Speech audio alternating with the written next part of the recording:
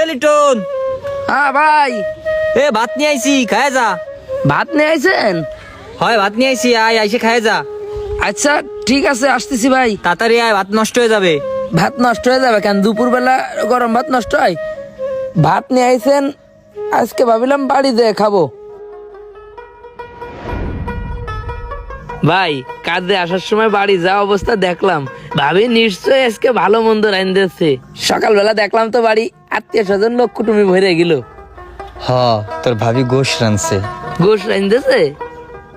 গরিব মানুষ হয়ে জন্ম নিছি ভাই, গোশ খাতে গেলেও 3-4 দিন কাজ করে তারপরে সেই টাকা দিয়ে গোশ কিনে খাওয়া লাগে। ওই জন্যই গোশ ঠিক মতো খাতেও পারি না। যাক, আজকে অন্তত একটু গোশ দিয়ে ভাত খাবো। তা ভাই, কুটুম কোন জায়গা থেকে আসিল? কুটুম কোন জায়গা দিয়ে আইছে তা তুই শুনতে চাচ্ছিস কেন? ওই এক ঝাঁক কুটুমের ভিতরে একটা ফুল ছিল ভাই, ফুলপরি, অনেক সুন্দর চেহারা। ওই মেয়েটা ভাই কিডা? ওইদিকে তোমার নজর দিয়ে লাভ নাই, ওটা তোমার ভাবির বোন। ওর বিয়ে ঠিক হয়েছে বড় আর্মির সাথে। তুই করিস কামলামি, এইসব ভাবিস কেন? না, ভাবতেছি না। সরকারি চাকরি করে এইসব ছেলেদের কপালেই সুন্দর সুন্দর মেয়ে জোটে। আমরা যে কেন ওই কপাল নিয়ে জন্ম নিলাম না। এসব কথা বাদ দে, তাড়াতাড়ি খা। আর ওই বেগুনের ভুঁই তো পরিষ্কার করলে, আর একটু পটলের ভুঁইটা পরিষ্কার কর। পটলের ভুঁইও দেখেন চকচক করতেছে, ভাত প্লেটে না পটলের ভুঁইতে তুই খাওয়া যাবে এরকম চকচক করে পরিষ্কার করেছি। না, তোর কাজের বিষয় তো আমি জানি, তারপরেও বুঝিস না পেশার আছে একটু কাজের। আমার কাজের বিষয় জানেন, তারপরেও তো বেতন বাড়ান না। আপনি যে টাকা দেন 1975 সাল থেকে যে টাকা দিচ্ছেন, এখনো সেই টাকাই দিচ্ছেন, একটু বাড়ান না। এটা কোনো কথা কইলি তুই? ও ভাই, আপনি কইলেন যে ভালো মন্দ রান্না আছে, গোশ, তাই যে পান্তা ভাত, ঝাল পেঁয়াজ আর এক টুকরো গোশ। আরে তো কি সমস্যা হয়েছে? গরম ভাত যা রান্না করছিল সব আত্মীয় স্বজন আইসে জম্মের খাওয়া খাইছে, তা শেষ হয়ে গেছে। সকালবেলায় পান্তা ভাত গুলো ছিল, ভাবছি তুই রোদে কাজ বাজ করতেছিস, পান্তা ভাত খেলে ভালো লাগবে না, শরীর ঠান্ডা থাকবে না, তাই তোর জন্য ভাতগুলা নিয়ে আইছি।